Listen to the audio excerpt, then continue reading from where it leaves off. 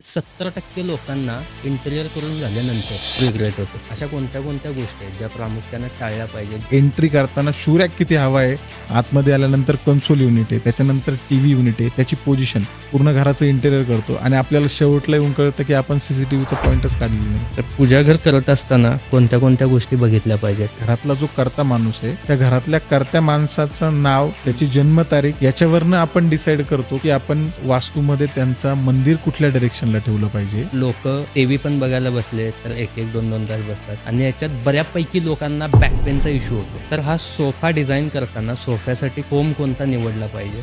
60-40 ची तुमची रेंज असली पाहिजे की 60% फोम 40% डेन्सिटीवरती तुम्ही वर्किंग केलं पाहिजे. काही लोक 8 इंचाची स्प्रिंगची गादी वापरतात. त्या स्प्रिंगच्या गादीने ही लोकांना बॅक पेनचा खूप जास्त त्रास आहे. किचनचं इंटेरियर करत असताना कोणत्या कोणत्या गोष्टी आहेत? जर एकदा प्रेस कंट्रोल करून जर तुम्ही टेंडम इन्स्टॉल करतायत तर तिथे झुरळ व्हायचे चान्सेस 0% बऱ्याच लोकांची एक फॅन्टसी आहे की मला माझ्या घरात बार पाहिजे. हो असते.